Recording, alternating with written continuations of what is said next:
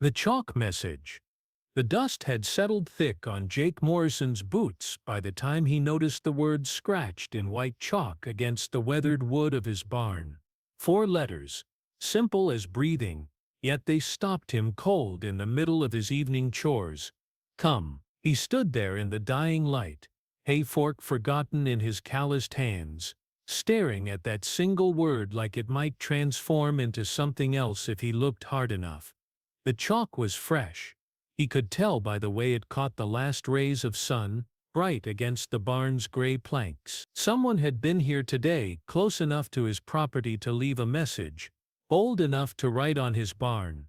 Jake hadn't spoken to another soul in near 3 months, hadn't set foot in Millbrook in longer than that. The townfolk knew better than to venture out to his spread, nestled as it was in the valley's far corner, where the creek ran shallow and the road turned to little more than wagon ruts. He preferred it that way, had made that preference clear enough over the years that even the preacher had stopped trying.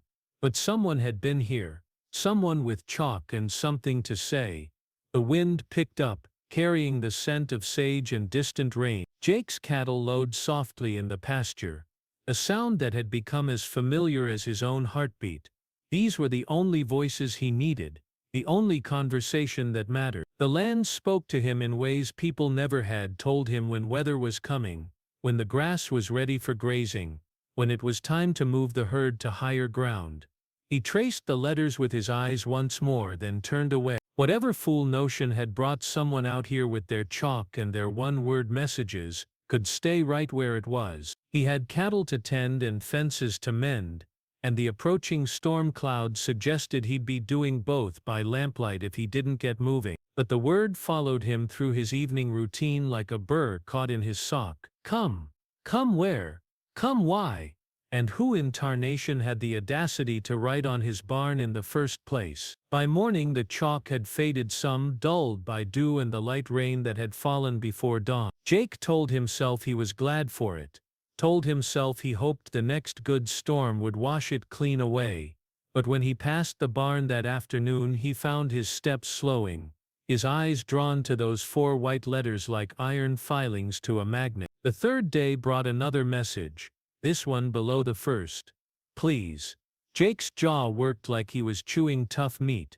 Now he was being polite talked by a ghost, apparently. He considered sitting up with his rifle, catching whoever was playing games with his property. But something held him back.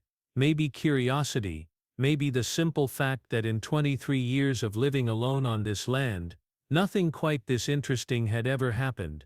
On the 4th day he found fresh bread wrapped in cheesecloth sitting on his porch rail, still warm. Whoever was leaving messages was getting bold, coming right up to his house now.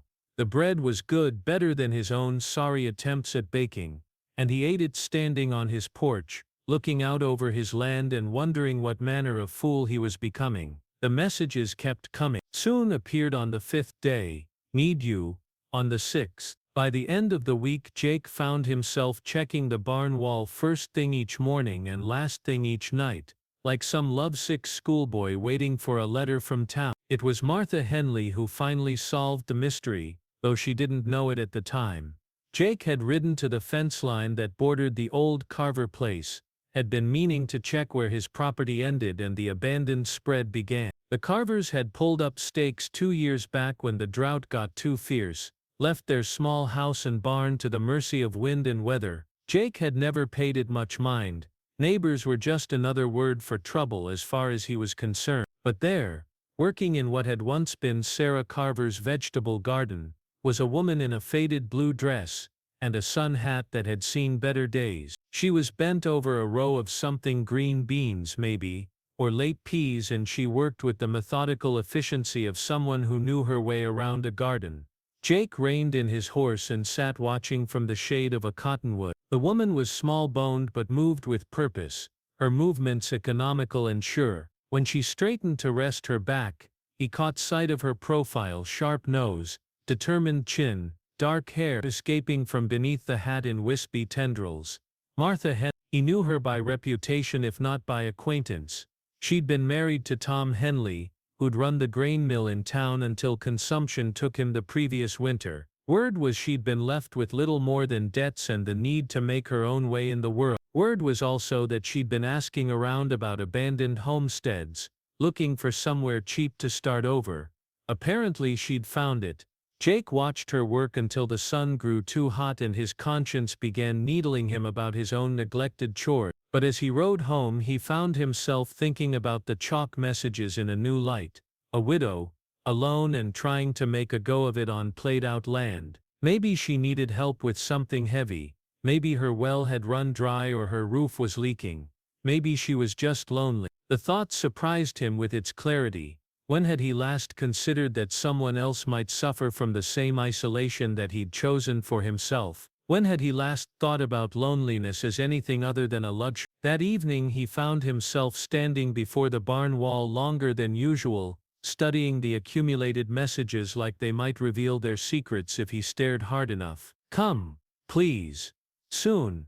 Need you. The words seemed different now that he had a face to attach to them, a reason to consider that they might mean exactly what they said. The next morning brought rain.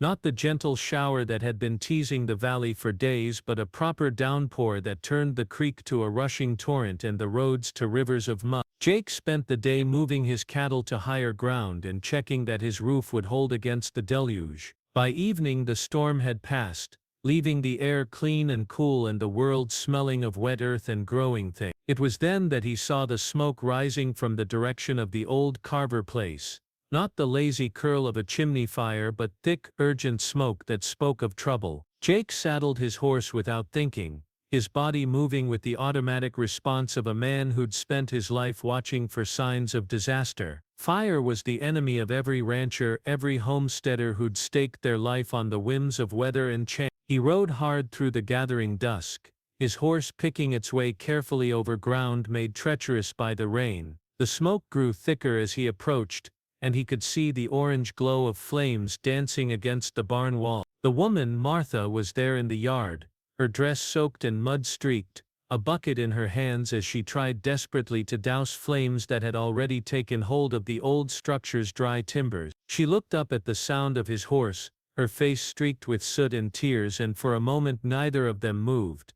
Then Jake was off his horse and grabbing buckets, organizing a bucket brigade between the well and the burning barn. They worked in silence broken only by the roar of flames and the splash of water, their movements synchronized by shared purpose and desperate need. The barn was already lost, they both knew it, but the house sat close enough that the fire could jump if the wind shifted wrong. By the time they'd contained the blaze, both were exhausted, soaked and covered in soot. The barn was a smoldering ruin, but the house stood safe. Martha sank down on her porch steps, her shoulders shaking with exhaustion or relief or both. "Thank you," she said, her voice hoarse from smoke and shouting. "I don't know what I would have done if you hadn't come." Jake stood awkwardly in her yard, hat in his hands, uncertain now that the crisis had passed. He wasn't accustomed to gratitude, wasn't sure how to respond to the naked relief in her voice. "Saw the smoke," he said finally. "Anyone would have done the same." Martha looked up at him, her dark eyes serious in the lamplight spilling from her windows. "Would they? I've been here 3 weeks and you're the first person I've seen." 3 weeks. The same amount of time the messages had been appearing on his barn. "That was you," he said, not quite a question. She nodded, suddenly shy. "I'm sorry. I know it was presumptuous writing on your property like that, but I'd heard about you, the rancher who keeps to himself, and I thought maybe," she trailed off looking down at her hands. "Maybe what? Maybe you'd understand what it's like to be alone, to need help but not know how to ask for it." Jake felt something shift inside his chest, like a door he'd kept bolted for years suddenly creaking open. "You could have just knocked on my door, could I? I heard you don't welcome visitors." That gave him pause. What exactly had he become in the years since he'd retreated to his valley? What stories did they tell about him in town? "The barn," he said, gesturing toward the smoking ruins. "What happened?" Martha sighed, pushing a strand of hair back from her face. "Lightning, from the storm this afternoon. I was in the house when I smelled smoke, but by the time I realized what was happening," she shrugged helplessly. "You got insurance on it?" She laughed, but there was no humor in it. "On what money? I used everything I had just to buy this place from the barn, the house, 20 acres of land that might grow something if I'm lucky and work hard enough. Jake studied her in the flickering light, this small woman who'd bought a played-out homestead and was trying to make something of it through sheer determination. She reminded him of the wildflowers that grew in the hardest ground, finding a way to bloom where nothing else would. You'll need somewhere to keep animals, he said. Tools, feed. I know. Her voice was steady, but he could hear the worry underneath. I'll figure something out. I've got lumber, Jake heard himself saying, from some trees I cleared last spring, and I know how to raise a barn.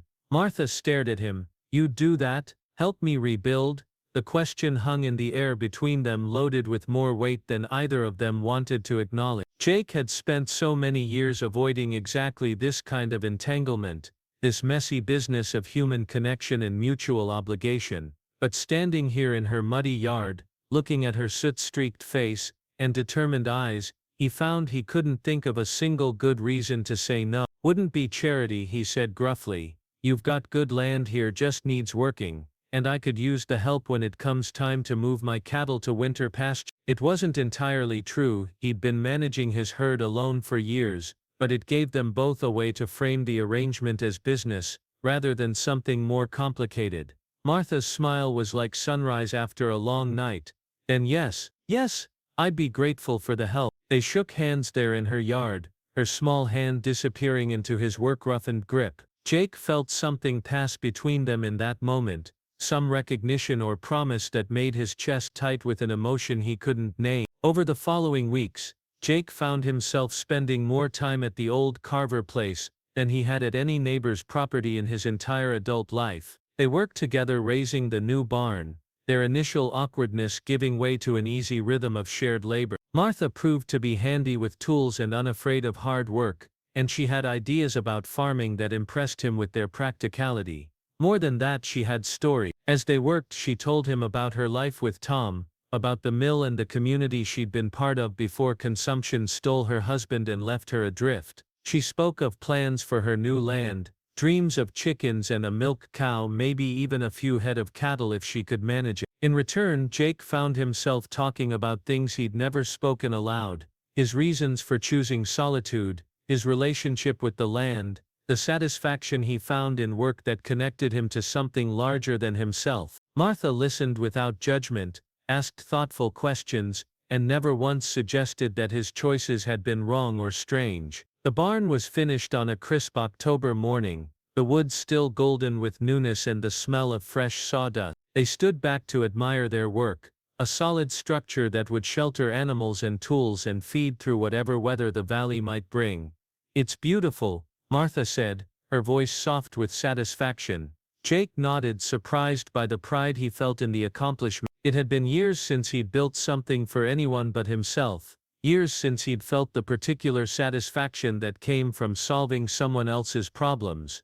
You'll need to think about getting some livestock before winter sets in proper, he said. I know a fellow over in Cedar Ridge who's got some good laying hens, and there's a milk cow for sale at the Henderson's place. Jake. Martha's voice stopped him mid-sentence. When he looked at her, she was smiling in a way that made something flutter in his chest. Thank you for all of this. I know it wasn't easy for you. He wanted to tell her it had been easier than he'd expected, that her company had become something he looked forward to rather than endured. Instead, he touched the brim of his hat and mumbled something about being neighborly. But as he rode home that evening, Jake found himself thinking about the words she'd written on his barn all those weeks ago. Come. Such a simple invitation, but it had changed everything. It had brought him down from his mountain of solitude and reminded him that there were things in the world worth connecting to, worth caring about. The next morning, he found a new message chalked on his barn wall, but this time he'd written it himself.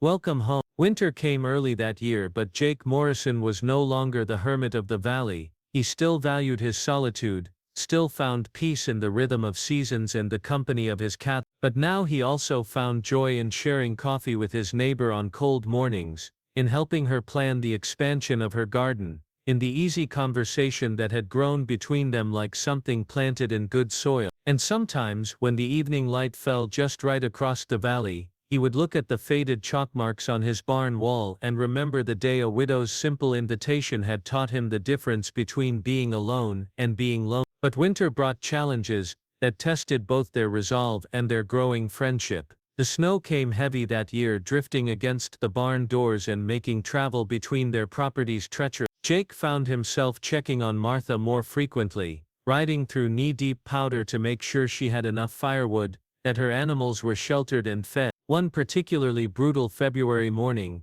he arrived to find her struggling with a breech birth in her milk cow, the one they'd bought together from the Hendersons in late fall. The animal was in distress, her eyes rolling white with pain, and Martha's face was tight with worry and exhaustion. "Been at this since before dawn," she said, not looking up from where she knelt in the straw. "The calf's turned wrong, and I can't get it shifted." Jake knelt beside her, his large hands gentle as he examined the situation. He'd delivered dozens of calves over the years, knew the feel of life struggling to enter the world. This one would require patience and skill, and perhaps a touch of luck. "We'll need rope," he said quietly, "and warm water. Lots of." They worked together through the morning, Jake's experience guiding Martha's willing hands. When the calf finally slipped free, alive and breathing despite the difficult birth, Martha sank back against the barn wall with tears streaming down her face. "I thought I was going to lose them both," she whispered. Jake cleaned his hands in the bucket of warm water, watching as the newborn calf struggled to its feet on unsteady legs. "Cows are tougher than they look, so are their owners. It's." Martha laughed through her tears, and the sound echoed warmly in the small barn. "Tom always said I was too stubborn to quit at anything." It was the first time she'd mentioned her late husband without sadness coloring her voice, and Jake felt something shift between them, a deepening of trust perhaps, or simply the recognition that grief could coexist with hope. Spring arrived late but spectacular, painting the valley in shades of green Jake had nearly forgotten existed. Martha's garden flourished under her careful tending, and she began selling vegetables in town on market day. Jake found himself volunteering to drive her wagon, claiming his horse needed the exercise, though the truth was more complex. The truth was that Martha had become essential to his days in ways he couldn't fully explain. Her laughter had become a sound he listened for. Her quick mind and ready solutions to problems had earned his respect. The way she hummed while she worked, the careful attention she paid to the smallest details of farming life, the stories she told of dreams she was building from scratch, all of it had woven itself into the fabric of his existence. On one of their trips to town, old Henry Carruthers approached their wagon with the kind of determined stride that meant he had something to say whether they wanted to hear it or not. "Jake Morrison," he called out loud enough for half the market to hear. "Never thought I'd see the day you'd come courting like a proper gentleman." Jake felt heat rise in his face, but before he could respond, Martha spoke up, her voice clear and steady. "Mr. Carruthers, I believe you're mistaken. Mr. Morrison is simply being neighborly as any decent person would, though I suppose that's a concept some folks have difficulty understanding." Henry's face reddened, but he had the grace to tip his hat and move along. Jake glanced at Martha, expecting to see embarrassment or annoyance, but instead found her fighting back a smile. "Cordes," she asked quietly, once they were alone again. "Folks will talk," Jake said, his voice gruffer than he'd intended. "Don't pay it any mind." But as they drove home that afternoon, the word hung between them like a question neither was quite ready to ask. Courting, was that what this was? This careful dance of friendship and mutual aid, this growing comfort in each other's company. Summer brought a drought that tested every farmer and rancher in the valley. Jake's creek ran lower than he'd ever seen it, and Martha's well began showing signs of strain. They took to sharing water resources, Jake hauling barrels from his deeper well to keep her garden and animals supplied. It was during one of these water runs that disaster struck. Jake's wagon hit a hidden rut in the road, tilting sharply to one side. He jumped clear as it overturned, but the impact sent him rolling down a steep embankment, his shoulder striking a hidden boulder with a crack that echoed across the valley. Martha found him there an hour later, unconscious and bleeding from a gash on his forehead. Somehow she managed to get him conscious enough to help her load him into her small cart. The ride to town was a nightmare of jarring wheels and Jake's barely suppressed groans of pain. Doc Henderson confirmed what Martha had feared. Jake's shoulder was dislocated, possibly fractured, and he had a concussion that would require rest and careful watching. The doctor wanted to keep him in town, but Jake refused with the stubborn determination of a man unaccustomed to accepting help. "Then someone will need to stay with him," Doc Henderson said firmly. Watch for signs of confusion, make sure he doesn't try to work before he's healed. This is serious, Martha. A head injury like this can be unpredictable. Without hesitation, Martha packed her few belongings and moved into Jake's cabin. For 3 weeks she tended him with the same methodical care she brought to her garden, forcing him to rest when his pride demanded he get back to work, cooking meals that tempted his injured appetite, reading aloud from books and newspapers to keep his active mind occupied. Jake chafed against the forced inactivity, but he found himself treasuring these quiet hours with Martha. The way she moved around his cabin as if she belonged there, the sound of her voice reading stories by lamplight, the gentle competence of her hands as she changed the bandage on his forehead. "You don't have to do this," he said one evening as she helped him into a clean shirt. His shoulder was healing, but the movement still sent sharp pains down his arm. "I know," she replied simply, "but where else would I be?" The question was innocent enough, but something in her tone made Jake look at her more carefully. In the golden light of the oil lamp, Martha's face was soft with an expression he'd never seen before, tender, vulnerable, full of feelings she wasn't quite ready to name. "Martha," he began, then stopped, uncertain how to continue. She was standing close enough that he could smell the lavender soap she used, could see the tiny lines around her eyes that spoke of laughter and hard work and dreams deferred. Without thinking, he reached up with his good hand to touch her cheek. "I never expected this," he said quietly. "Any of this." "Neither did I," she whispered back, "but sometimes the best things come when we're not expecting them." When Jake kissed her, it was with the careful tenderness of a man who had learned to value precious things. Martha's response was everything he could have hoped for: warm, willing, full of promise for the future they might build together. That autumn, Jake Morrison did something that surprised everyone in Millbrook, including himself. He walked into the church on a bright October Sunday, Martha Henley on his arm, and asked Reverend Thompson to read the banns for their marriage. The wedding was small, just a few neighbors and Martha's sister who came down from Denver for the occasion, but as they stood together in the little church, promising to love and honor each other through whatever trials the land might bring, Jake felt a completeness he'd never known exist. Martha Henley had needed help rebuilding her barn, but in the end, Jake realized she had helped him rebuild something far more important: his faith in the possibility of human connection. And that, he thought as he watched his wife hanging laundry in their shared yard,